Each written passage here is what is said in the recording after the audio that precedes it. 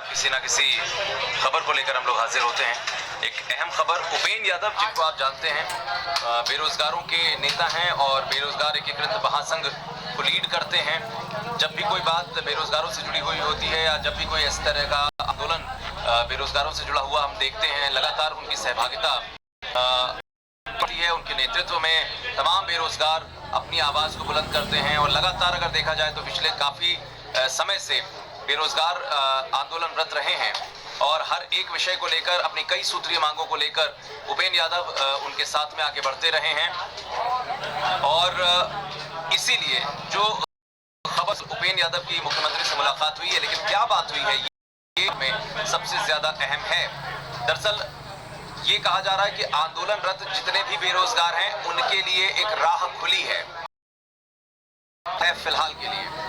16 सूत्रीय मांगों को लेकर लगातार आंदोलन इन बेरोजगारों से किया जा रहा था और एकीकृत है अलग अलग भर्तियों से जुड़े हुए कई सारे बेरोजगार जो कहीं ना कहीं इसमें आकर अपनी आवाज को उपेंद्र यादव के नेतृत्व में उनके जरिए आगे बढ़ाने की कोशिश कर रहे थे। और उपेंद्र यादव जो लगातार हमने देखा है कि कैसे बेरोजगारों की आवाज बनते हुए सरकारी महकमे तक पहुंचते हैं, बातचीत करते हैं, उसके क्या समाधान हो सकते हैं, विषयों को लेकर क्या चर्चा होती है, सभी चीजों पर कहीं ना कहीं वो पूरा एक ध्यान रखते हैं, कोशिशें करते हैं कि कहीं ना कहीं एक समाधान की तरफ उनकी चर्चा सिस्टम के साथ में आगे बढ़ सके और जितने भी बेरोजगार हैं उन्हें फायदा हो सके।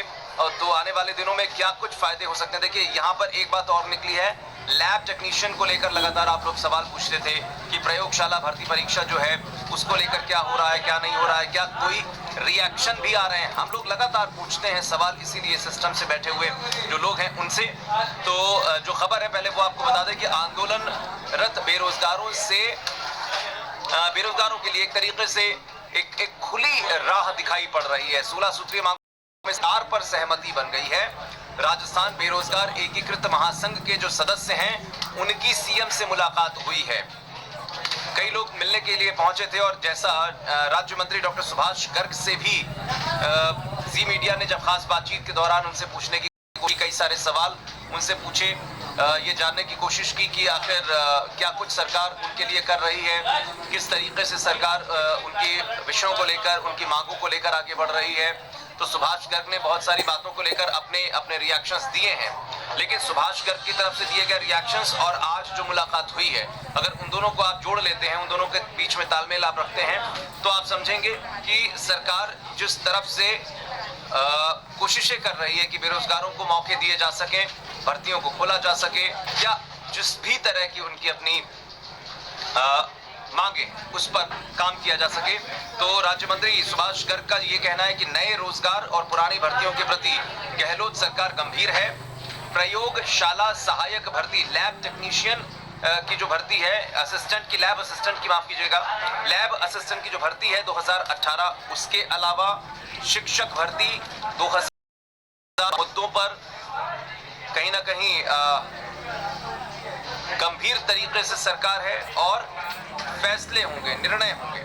फार्मासिस्ट और तकनीकी सहायक भर्ती भी की जाएगी, ये भी संकेत दे दिया है डॉक्टर सुभाष गर्ग ने। जो बातचीत उनकी सरकार के साथ में यानी कि मुख्यमंत्री के साथ में हो रही है, जब भी विभागीय स्तर पर चर्चाएं मुख्यमंत्री के साथ में उनकी होती हैं तो उसमें बहुत सारी बातें निकलती हैं। तो ये रिएक्शन उनके हैं। शेष मांगों पर प्रभावी सुनवाई का सरकार की तरफ से आश्वासन मिला है। तो ये बातें हैं। शिक्षक भर्ती 2012 के मुद्दों पर भी निर्णय होगा।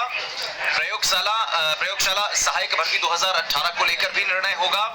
तैयारी सरकार कर चुकी है। फार्मासिस्ट और तकनीकी सहायक जो भर्ती हैं उनकी भी होनी है, उस पर ही सरकार लगातार विचार कर रही है और ये औपचारिक कर दिया गया है अब कि गहलोत सरकार जो है वो रोजगार और भर्तियों के प्रति गंभीर है। तो गंभीरता कैसे दिखाई पड़ेगी? गंभीरता दिखाई पड़ रही है 2012 को लेकर, जो कहा जा रहा है कि एक फैसला ले लिया जाएगा जल्द से जल्द।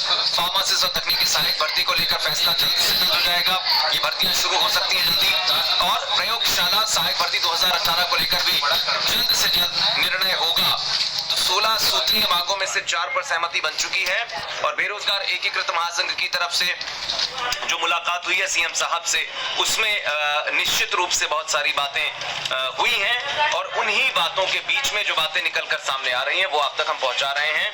छात्रावास अधीक्षक भर्ती 2016 के 159 पद के दस्तावेज सत्यापन और नियुक्ति प्रक्रिया पूरी करवाओ। इरशाद कह रहे हैं हेलो, हाय इरशाद, कैसे हैं आप?